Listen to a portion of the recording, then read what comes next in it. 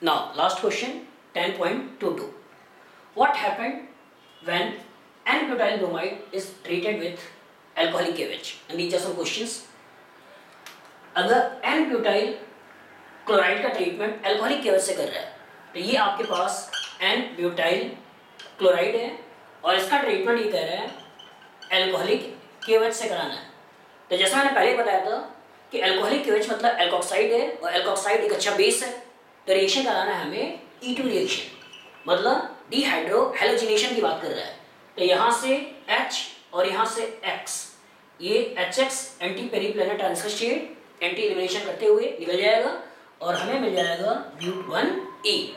तो जब भी किसी क्वेश्चन में अल्कोहलिक KOH लिखा हो और साथ साथ सबस्ट्रेट अल्काइल हैलाइड हो तो हमें रिएक्शन E2 सोचना है, एलिमिनेशन बायोमोलिकुलर और हैलोजन और उसी के जस्ट बगल वाले कार्बन से हाइड्रोजन को निकालकर अल्कीन का फॉर्मेशन कर लेना है। लेकिन ये दिमाग में रखना है कि अल्कीन हमें मोर स्टेबल बनानी है।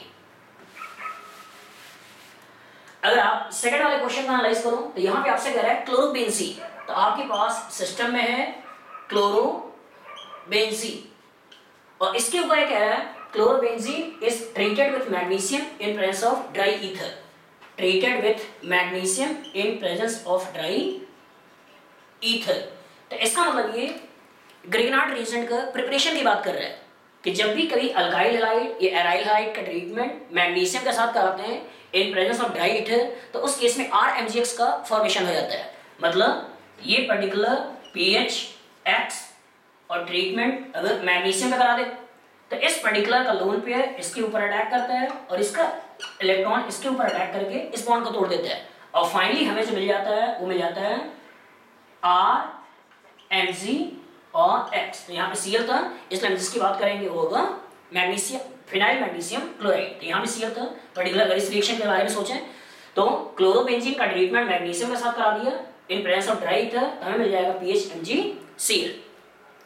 इस पर्टिकुलर प्रिपरेशन ऑफ Gr में ग्रिग्नार्ड रिएजेंट में इस बात हमेशा दिमाग में रखना है कि सॉल्वेंट यहाँ पे हमेशा ही ड्राई ईथर होना चाहिए, क्योंकि अगर आपने ड्राई ईथर की जगह कोई दूसरा सॉल्वेंट लिया तो Gr का R बहुत ही अच्छा बेस भी है और Gr का R बहुत ही अच्छा न्यूक्लियोफाइल भी है।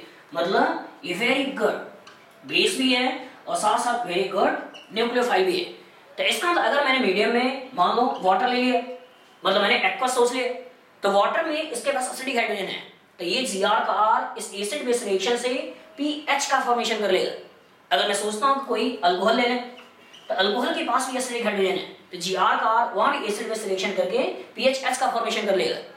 अगर मैंने सोच लिया कि इसकी जगह पे एसीटोन रख लें तो एसीटोन के पास पार्शियल पॉजिटिव चार्ज है और Gr का R एक अच्छा न्यूक्लियोफाइल भी है जो इसके ऊपर अटैक कर सकते हैं। लेकिन अगर हमने सोच लिया कि CH3C डबल बॉन्ड S और CH3 ले लें तो यहाँ भी पार्शियल पॉजिटिव चार्ज है जिसके ऊपर अटैक हो सकता है।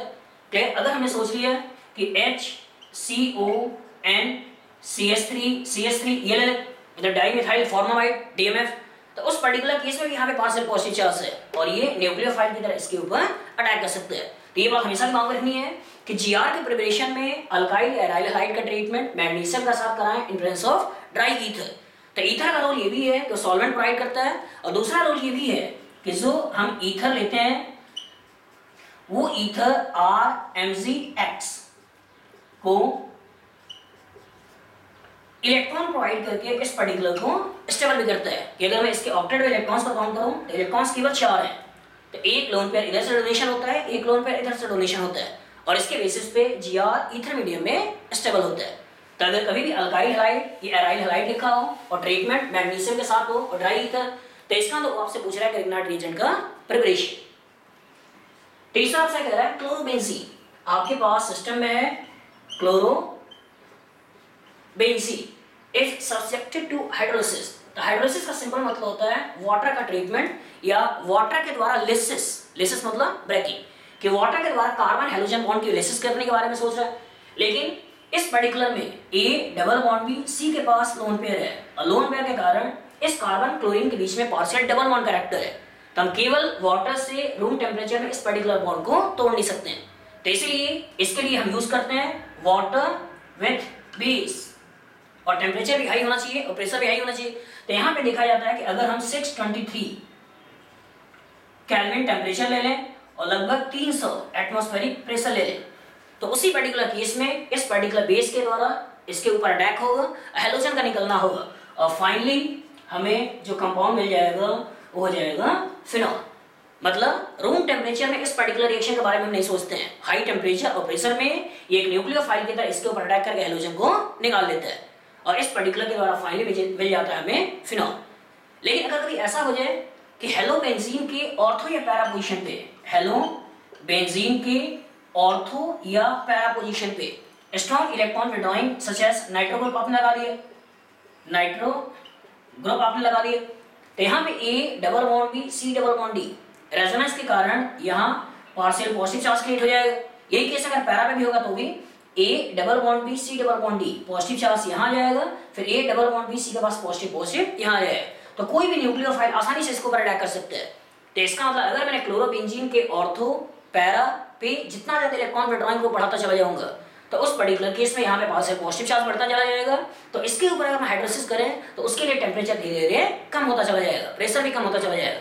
तो इसी तरह से अगर मान लो मैंने तीनों पोजीशन पे अगर मैंने नाइट्रो ग्रुप लगा लिया तो simple just on addition of water, केवल वाटर को रूम टेम्परेचर पे डाल दें, क्लियर, तो उस पर्टिकुलर से भी हम यहाँ पे OH का अटैचमेंट सोच सकते हैं और फाइनली जो कंपाउंड बना लेंगे वो कंपाउंड होगा पिक्रिक एसिड। मतलब अगर सिस्टम में नाइट्रो ग्रुप लगे हुए नहीं है तो उस पर्टिकुलर केस में हमें हाई टेम्परेचर और प्रेशर सोचना होगा, लेकिन अगर ऑर्थो और पैरा पोजीशन पे स्ट्रॉन्ग इलेक्ट्रॉन विड्रॉइंग ग्रुप मौजूद हैं तो उस पर्टिकुलर केस में जस्ट एडिशन ऑफ वाटर हम Cl को हटाकर वहां पे OH का सब्स्टिट्यूशन सोच सकते हैं। अगर इस पर्टिकुलर के बारे में सोचूं तो यहाँ पे आपसे कह रहा है कि इथाइल क्लोराइड, आपके पास 2 कार्बन का इथाइल क्लोराइड है, is treated with aqueous KOH, is treated with aqueous KOH।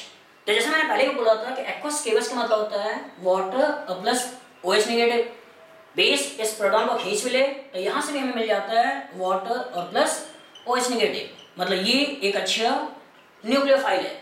तो इसका मतलब अगर कभी भी क्वेश्चन कह रहा है कि अल्काइल हैलाइड के ऊपर हमें एक्वस KOH का ट्रीटमेंट करना है तो ये एक स्ट्रॉन्ग न्यूक्लियोफाइल SN2 रिएक्शन से बैक साइड से इसके ऊपर अटैक करेगा और ये Cl सिस्टम से निकल जाएगा और फाइनली जो हमें कंपाउंड मिल जाता है CH3 CH2 और OH।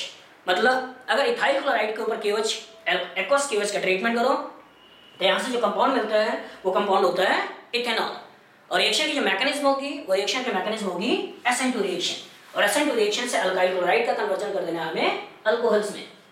अगर इसको देखा जाए तो आपसे कह रहा है मिथाइल ब्रोमाइड, मतलब एक कार्बन का अल्काइल हैलाइड है methyl bromide, is treated with sodium, is treated with sodium in presence of dry ether, in presence of dry ether. तो जैसे मैंने पहले बताया था कि अगर अल्काइल हैलाइड का ट्रीटमेंट सोडियम और ड्राई ईथर के प्रेजेंस में कराते हैं तो इस ओवरऑल रिएक्शन को बोलते हैं वुड्स रिएक्शन, वुड्स रिएक्शन। तो इसमें इस पर्टिकुलर बॉन्ड को तोड़ देना है और फ्री रेडिकल बना देना है और 2 फ्री रेडिकल को आपस में लगाकर कंबाइन कर देना है, तो यहाँ से जो कंपाउंड का फॉर्मेशन हो जाएगा वो कंपाउंड हो जाएगा इथेन। तो इसका मतलब अगर मिथाइल हैलाइड के ऊपर सोडियम और ड्राई ईथर का ट्रीटमेंट करें तो वुड्स रिएक्शन के द्वारा अल्कीन का फॉर्मेशन हो जाता है। अगर इस पर्टिकुलर में सोचें तो यहाँ पे आपसे कह रहा है कि मिथाइल क्लोराइड, और मिथाइल क्लोराइड का ट्रीटमेंट यहाँ पे कह रहा है वो KCl के द्वारा, तो मिथाइल क्लोराइड का ट्रीटमेंट यहाँ पे कह रहा है कि Cl के द्वारा। तो अगर KCl को आयनाइज कराओ तो KCl का मतलब K प्लस और Cn नेगेटिव, और Cn नेगेटिव एक अच्छा न्यूक्लियोफाइल है, वेरी वेरी गुड न्यूक्लियोफाइल।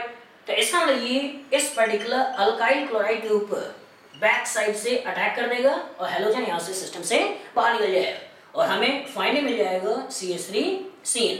और जो रिएक्शन की मैकेनिज्म होगी वो रिएक्शन की मैकेनिज्म होगी SN2 रिएक्शन, क्योंकि Cl नेगेटिव एक गुड न्यूक्लियोफाइल है, वो इसके ऊपर बैक साइड से अटैक करेगा, हाइड्रोजन को सिस्टम से बाहर निकाल देगा। क्लियर?